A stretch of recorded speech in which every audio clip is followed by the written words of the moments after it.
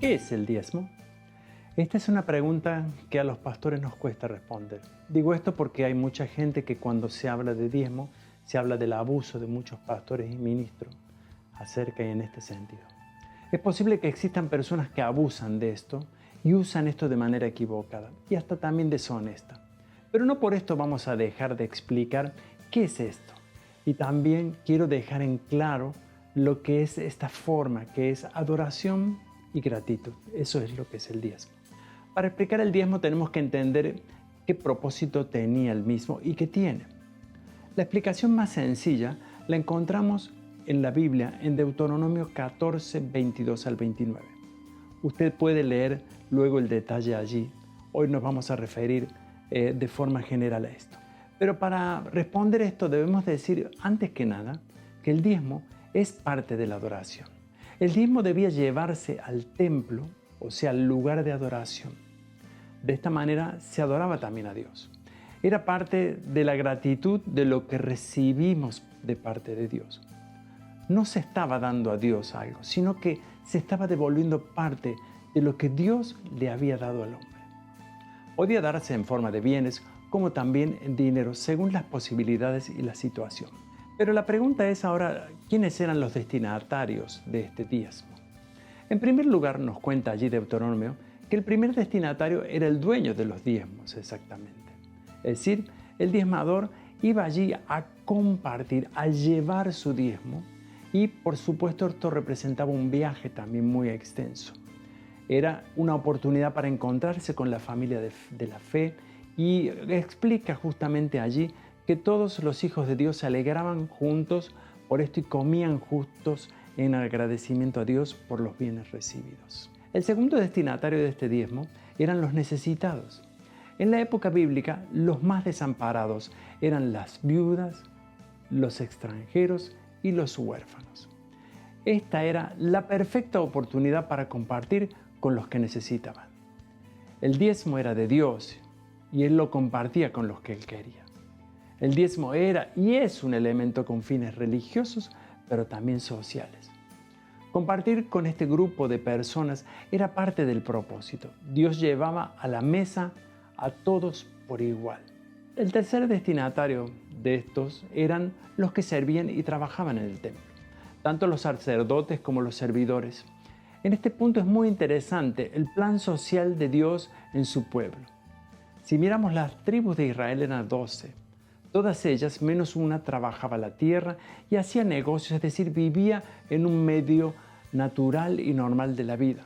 Pero había una tribu, que eran los levitas, que estos se dedicaban al templo, ellos y sus familias, al servicio del templo y todo lo que era la vida religiosa de la nación, el cuidado del templo, la transportación del mismo y todo lo relacionado a esto. La distribución es sencilla y muy justa.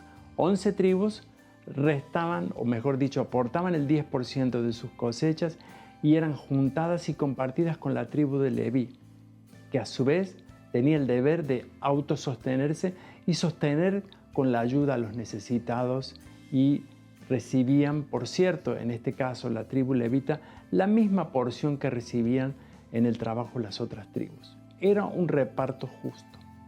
De esta manera el pueblo entero nunca tenía necesidades. Todos se apoyaban y se sostenían y esto tenía una promesa de bendición que la expresa Deuteronomio de esta manera. Dice en el versículo 29, «Dáselo a los levitas, quienes no recibirán ninguna asignación de tierra como las demás tribus, y también a los extranjeros que vivían en medio de ti, y a los huérfanos y a las viudas de tus ciudades, para que coman y se sacien. Entonces el Señor tu Dios te bendecirá en todo tu trabajo». Aplicando esto hoy, el diezmo se practica en todas las iglesias, porque cumple la misma función de sostenimiento del templo, los que sirven en el mismo, y para cubrir las necesidades que existen. Cuando damos a la comunidad, estamos siendo beneficiados también nosotros mismos, de forma directa. El diezmo es clave para el sostenimiento de cualquier comunidad de la fe o de cualquier iglesia. Sin este soporte no hay comunidad de fe, o al menos no una que pueda ejercer el deber de los hijos de Dios, tanto en la adoración como en la ayuda mutua. ¿Cómo se administran estos fondos? En nuestra comunidad tenemos un tesorero junto a un equipo de finanzas que es el encargado de administrar esto, para todas las necesidades que tenga la iglesia en su momento. Por cierto, los pastores en nuestra comunidad no nos involucramos en el manejo de este dinero.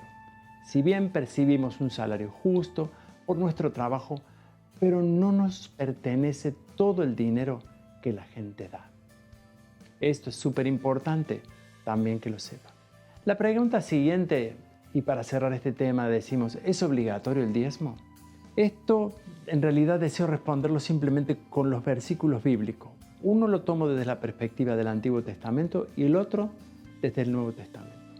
Pero está claro que el diezmo es una decisión voluntaria. Pero para tomarla tenemos que estar y tener en cuenta también y destacando sus beneficios y lo importante del mismo. Deuteronomio 16:17 dice: y ninguno se presentará a Jehová con las manos vacías, cada uno con la ofrenda de su mano, conforme a la bendición que Dios, tu Dios, te hubiese dado. El Nuevo Testamento se extiende un poco más en esto y dice: cada uno dé como propuso su corazón, no con tristeza ni por necesidad, porque Dios ama al dador alegre. Y agrega: y poderoso es Dios para hacer que abunde en vosotros toda gracia, a fin de que teniendo siempre en todas las cosas todo lo suficiente, abundéis para toda buena obra. Como está escrito: repartió, dio a los pobres, su justicia permanece para siempre.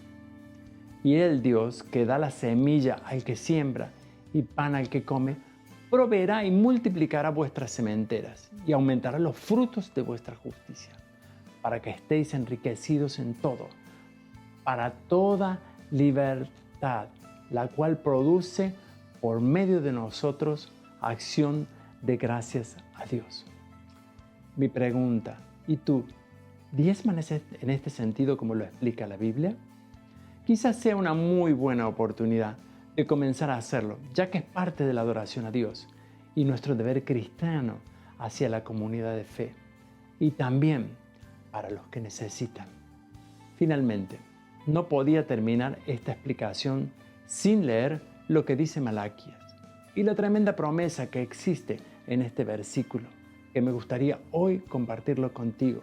Se encuentra en Malaquías 3:10 y nos invita de esta manera a diezmar. Traigan todos los diezmos al depósito del templo, para que haya suficiente comida en mi casa.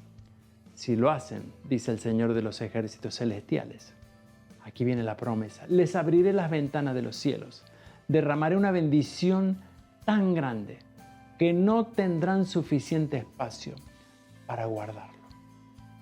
Inténtenlo, dice el Señor, pónganme a prueba.